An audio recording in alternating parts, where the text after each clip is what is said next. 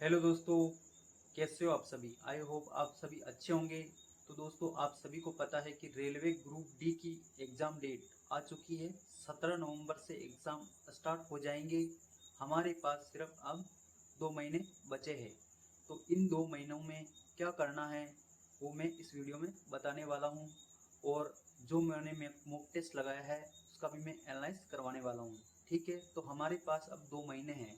2 महीनों में अपने को एक तो अपना जो सिलेबस है उसका रिवीजन करना है। ठीक है, और जो मैथ्स के फॉर्मूले हैं उनको आप डेली रिवाइज करो, रटो रटो मतलब। ठीक है, क्योंकि फॉर्मूला बेस्ड क्वेश्चन ज़्यादा आएंगे। ठीक है, और रीजनिंग में आपको जितना हो सके उतना मॉक टेस्ट प्रैक्टिस करना है। वो भी जो अभी जो 2024 में और 25 में जो एग्ज़ाम हुआ है रेलवे का। ठीक है, एनटीपीसी का हो गया ग्रेजुएशन लेवल, एसआई का हो गया आरपीएफ एसआई और आरपीएफ कांस्टेबल, ये पेपर आप उठा लो। और टेक्नीशियन ग्रेड 3, ठीक है, उनका आप जो मैथ और रीजनिंग है उनसे आप प्रैक्टिस करो। और टेक्नीशियन जो ग्रेड 3 का जो पेपर हुआ है 2024 में, ठीक है, दिसंबर में, तो उसका आप मॉक टेस्ट भी लगाओ। क्योंकि आपको साइंस भी उसमें 40 नंबर की पूछी गई थी, और मैथ 25 की थी, और रीजनिंग 25 की थी। तो मैथ्स और रीजनिंग और साइंस की प्रैक्टिस उसमें से हो जाएगी। और जो साइंस के जो लेटेस्ट जो क्वेश्चन पूछे गए हैं ना, वो टेक्नीशियन ग्रेड 3 में पूछे गए हैं, है ना। तो आपको एक तो वो वाला मॉक टेस्ट लगाना है टेक्नीशियन ग्रेड 3 का। ठीक है, और एक और मॉक टेस्ट आपको ये वाला लगाना है जो ग्रुप डी 2022 में जो क्वेश्चन पूछे गए हैं ना। ठीक है, वो वाले सेट अपने को लगाना है। ठीक है, पूरा। यदि आपके कम नंबर आए मॉक टेस्ट में तो भी आपको घबराना नहीं है। ठीक है, धीरे धीरे आपका इम्प्रूवमेंट होगा, और आपका जो एक्यूरेसी बढ़ेगी, और टाइम मैनेजमेंट भी बढ़ेगा। ठीक है, उससे मतलब आपका टाइम मैनेजमेंट भी पता चलता है। क्योंकि हम जो एग्ज़ाम जहाँ एग्ज़ाम देने जाते हैं सेंटर पे, तो अपना क्या टाइम मैनेजमेंट नहीं हो पाता है। तो वो मॉक टेस्ट से होता है, कैसे पूछने को ज़्यादा टाइम देना है वो अपने को मॉक टेस्ट से पता चलता है। तो दोस्तों, मैंने जो आज मॉक टेस्ट लगाया है, ठीक है, तो उसके बारे में मैं बताता हूँ मैंने कितने अटेम्प्ट किए, कितने सही हुए और कितने गलत हुए। ठीक है, ओवरऑल जो पूरा मॉक टेस्ट था वो कैसा था। तो मैंने जो मॉक टेस्ट लगाया है वो ग्रुप डी 2022 में पूछा गया है ना, वो वाला मॉक टेस्ट लगाया है ना। वो थोड़ा हार्ड लेवल का है क्योंकि उसका एवरेज स्कोर जो है वो 38 गया है। ठीक है, टोटल मैंने 95 अटेम्प्ट किए थे। ठीक है, उसमें से मेरे 77 सही हुए थे।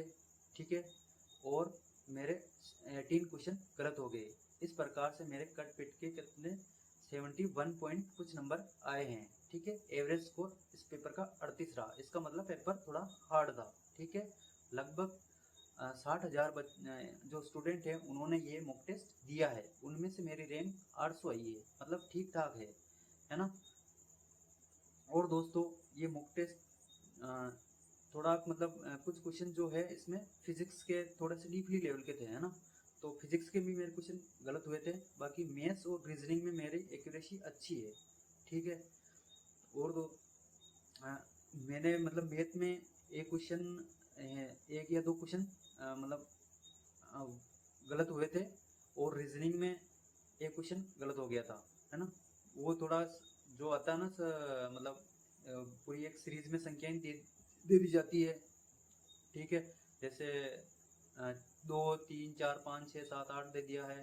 बताओ मतलब विषम सम संख्या के पहले विषम संख्या, और सम संख्या के बाद में एक अभाज्य संख्या होनी चाहिए। ऐसे कितने युग्म हैं, है ना, ऐसी कितनी संख्याएं हैं, ऐसे क्वेश्चन था। तो वो गलत हो गया, है ना। और क्वेश्चन एक आया था उसमें से रीजनिंग में, जो अपना कैलेंडर है ना उससे भी एक क्वेश्चन आया था। ठीक है, पूछा गया था उसमें 2022 में।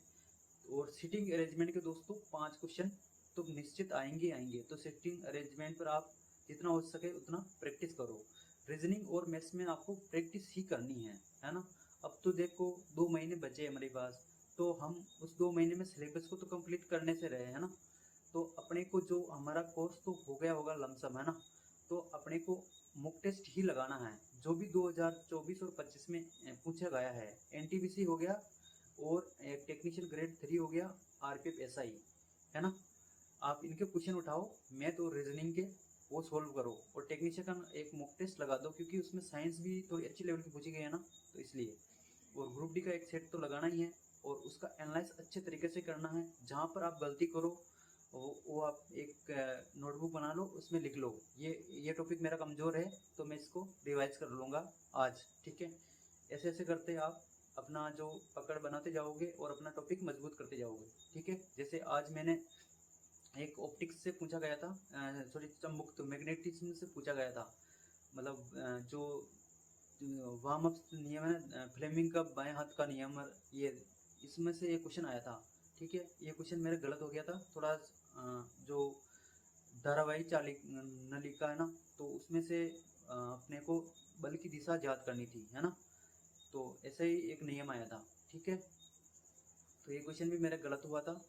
और दोस्तों एक आया था इसमें से, एक क्वेश्चन आया था दोस्तों, जो कुछ पौधे हैं ना दोस्तों, जो अपनी जड़ों से नए पौधों को जन्म, नए पौधे उत्पन्न हो जाते हैं जड़ों से।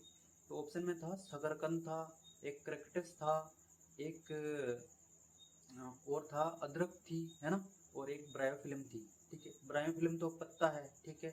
और जो एक और क्या था, अदरक जो है तना है, ठीक है, और क्रैक्टस, ठीक है, और एक और है जो शकरकंद।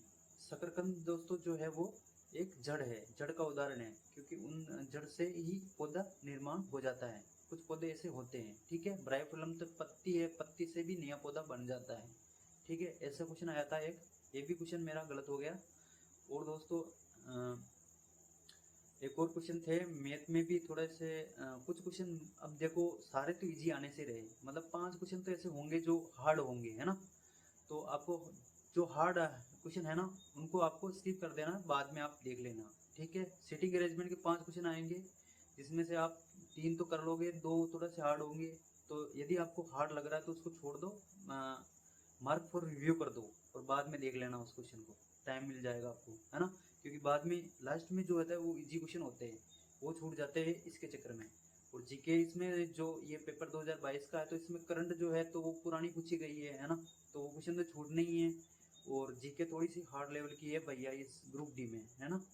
तो आप मैथ्स, रीजनिंग और साइंस, इस पे आप पकड़ बना लो, क्योंकि रीजनिंग के आएंगे 30 क्वेश्चन, मैथ्स के आएंगे 25 और साइंस के आएंगे 25, टोटल 80 क्वेश्चन हो रहे हैं दोस्तों। 20 क्वेश्चन जीके के हैं, तो जितना हो सके ना उतना मैथ और रीजनिंग और साइंस इस पे फोकस करो। जीके को बस रिवीजन करते रहो जितना हो सके, मतलब पढ़ते रहो ऐसे ही। और करंट आप डेली एक वीडियो देख लो, मैराथन देखो या मंथली देखो, जैसे भी देखो आप जरूर देख लीजिए, ठीक है। और वीडियो अच्छा लगा तो वीडियो को लाइक कर दीजिए, और चैनल को सब्सक्राइब जरूर कर लीजिए। मिलते हैं